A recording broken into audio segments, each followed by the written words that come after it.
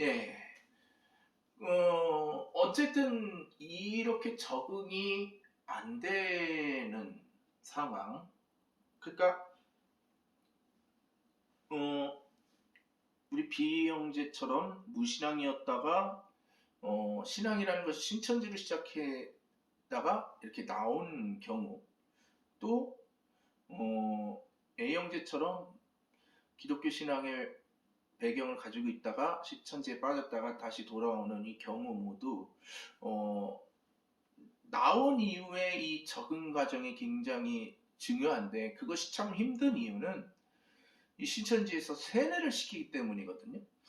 이 세뇌의 과정에 대해서 우리가 좀 얘기를 좀 나눠볼까 해요. 우리 비영재님이 좀 오래 계셨기 때문에 그 얘기를 좀 더 자세하게 해주실 수 있을 것 같아요.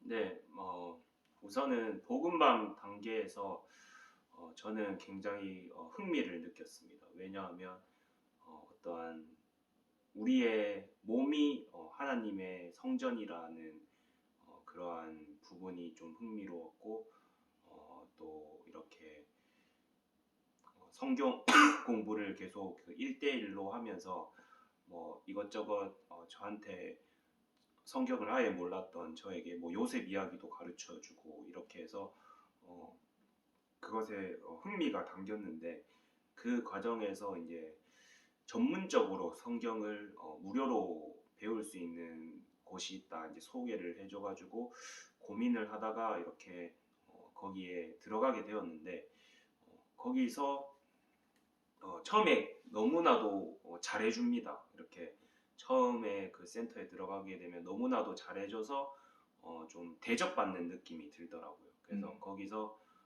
이렇게 공부를 하면서 또 어떠한 비유풀이를 해주면서 이거를 성경의 어떠한 단어, 예를 들면 뭐 나무가 이제 뭐 사람이다 뭐 이런 식으로, 뭐 씨는 하나님의 말씀이다 이런 식으로 그 어떤 구절을 가르쳐주고 그 구절에 대해서 풀어주는 또 다른 구절을 이렇게 대입해주는 형식으로 이렇게 하다 보니까 그냥 그 분위기 자체 막 바람잡이라고 하죠. 막 그 강사가 서서 이야기를 하면 막 아멘 아멘 이런 식으로 바람잡이들이 아멘 하니까 거기에 이제 휩쓸려서 제대로 확인도 해보지 않고 시라는 게 하나님의 말씀으로 쓰이기도 하지만 그냥 말 그대로 시로 쓰일 때도 있는데, 그런 걸 분별하지도 않고 시는 말씀 시는 말씀 이거를 세뇌가 되어 버리니까, 거기다 시험까지 쳐버리니까 마치 시는 성경의 시는 모두 하나님의 말씀으로 해석해야 된다 풀어야 된다라는 게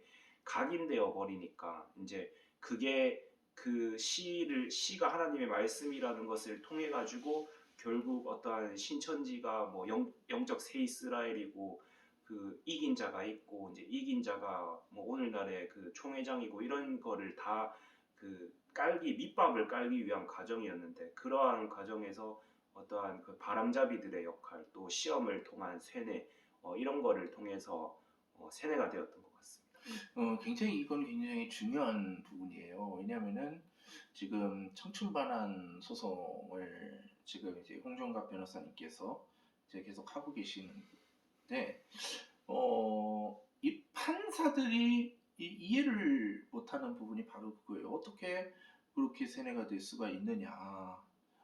그러니까 세상 사람들의 입장에서는 그게 이해가 안 되는 거예요. 세뇌 그룹인 가스라이팅이 이게 이해가 안 되는 거예요. 1차 청춘반환 소송에서 결국은 그 탈퇴자들이 패소할 수밖에 없었던 이유가 바로 그것 때문인데, 지금 그 말씀하셨던 씨는 말씀이라는 그 예를 드셨지만 좀 더 한번 자세하게 좀 깊이 물어보죠. 그러니까 말로 씨는 말씀이죠. 이거를 어, 얼마만큼 어떤 식으로 세뇌를 하는지 그게 관건인 것 같아요. 그 혹시 그걸 좀 자세히 설명해 주실 수 있을까요?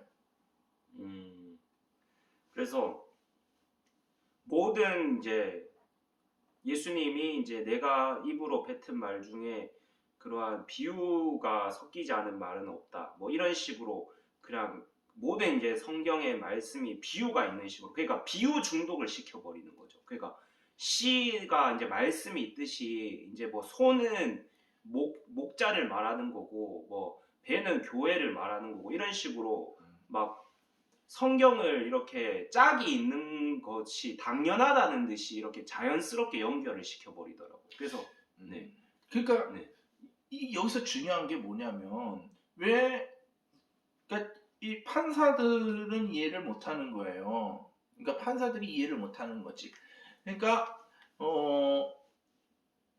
이 사람이 그러니까 신천지 강사나 또 주변에서 바람잡이를 하는 잎사귀들이나 또 전도사들이나 이런 사람들이 어떠한 말, 어떠한 분위기 이런 거를 조성해서 멋모르고 들어온 사람들이 거기에 세뇌가 되게끔 하는 어떠한 그러한 그 기적 작용하는 그게 있을 거란 말이죠. 그게 눈에 보이지 않기 때문에 판사들은 객관적인 증거를 가지고 이제 재판은 우리나라는 공판 중심주의로 바뀌었기 때문에 재판의 증거를 통해서 이거를 밝혀내야 되기 때문에 이 증거를 이 세뇌가 되었다는 증거를 참 찾기가 힘들거든요. 그게 세뇌라는 것이 이제 종교의 자유를 침해한 것이 세뇌를 시켰다면 종교의 자유를 개인의 종교의 자유를 침해했다고 볼 수 있는데 거기에 대한 명확한 증거가 없기 때문에 지금 이 문제가 계속 발생을 하는 건데 그 과정 그러니까 아마 그 부분은 이제 센터에 계셨던 우리 A 형제가 좀 얘기를 할 수 있을 것 같은데 센터에서 그런 집중적인 과정이 어떤 형 방식으로 좀 이루어지는지 좀 얘기해 보시죠. 저도 살짝 비슷한 경우이긴 한데 저도 처음에 복음방에 들어가서 제 교사라는 사람이 일단 심리 상담 같은 것도 공부했고 철학도 공부하고 법원에 관련된 일을 하고 있다. 그래서 저는 이거를 듣고 정말 정말 진짜 대단한 사람이구나, 정말 믿을 만한 사람이구나 라고 그렇게 생각을 했었죠. 근데 그런 분이 이제 성경에 대해서도 심지어 성경에 대해서도 잘 가르쳐 주고 있다고 그렇게 생각을 했고 이제 그 복음방에서 그렇게 저에게 마음을 좋은 그러니까 이 사람과 사람과의 관계 이 좋은 마음을 되게 자꾸 심어주는 거예요. 그래서 이제 그 교사가 이제 그 센터라는 거, 저는 그 당시에 오픈 포교라고 해서 사실 이런 얘기도 했었거든요. 이 신천지라는 곳이 나쁜 곳이 아니다. 언론에서 이게 거짓말을 하니까 이게 세상 사람들이 이 신천지를 나쁘게 보고 있다. 근데 이거는 오해다. 절대 나쁘지 않고 오직 하나님의 말씀만 가르치는 곳이다 라고 해서 저도 당연히 그 오해나 처음에 신천지가 나쁘다고 생각했지만 그 오해나 편견이 깨져버리게 되는 거죠. 그 사람으로 인해서. 결국에는 이제 센터에 들어가게 되고 정말 뭐 강사, 전도사 이게 그 뭐 학생들이 팀장이나 학생들이 다 좋아 보이는 거예요. 그래서 이제 저도 물론 선물도 받아본 적도 있고 지금까지 제가 태어나서 지금까지 이런 좋은 사람들 만났다는 게 물론 일반교회도 거의 이런 경우가 없었고 저는 거기서 느껴서 이제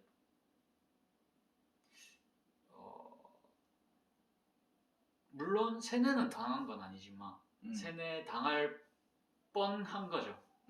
네. 일단 성경에 대해서 제가 일반 교회 다니는 동안 그냥 예배만 드리고 그냥 집에 가는 것이었는데 정말 자세하게 상세하게 뭐 예를 들어 뭐 쉬는 말씀이다 뭐 자꾸 비유적인 부분에 대해서 얘기를 해주니까 저는 거기서 감동을 받은 거예요. 네. 하지만 거기서 또 이상한 점이 하나 느꼈다면 선악과를 알게 하는 그 뭐 신천지를 비방하는 뭐 유튜브나 아니면 뉴스나 이런 거를 보지 말라고 절대 접하지도 말고 읽어보지도 말라고 항상 저한테 이렇게 신신당부하는 것처럼 저한테 얘기를 하더라고요. 저는 오히려 거기서 느꼈죠. 왜 나한테 계속 이런 말을 하지? 네. 나 이건 좀 아닌 것 같다. 그래 한번 신천지의 반정을 혹시나 모르니까 한번 들어보자라는 생각으로 결국에는 신천지가 아니라는 것을 저는 그제서야 알고 네. 아, 내가 유혹을 당했구나 거기서 느꼈던 거죠. 물론 신천지에 나와서도 확실히 다 깨지진 않았지만 네. 그러니까 이 두 분의 말씀을 이제 종합을 해보면 이 세뇌되는 과정에는 결국은 인간관계를 통한 신뢰 형성이 전제가 되고 이제 밑바탕이 깔려 있고 그 단단한 그 신뢰 관계가 그 사람의 그러니까 그 신천지 포교하려고 이제 몰래 이렇게 한 사람이겠죠.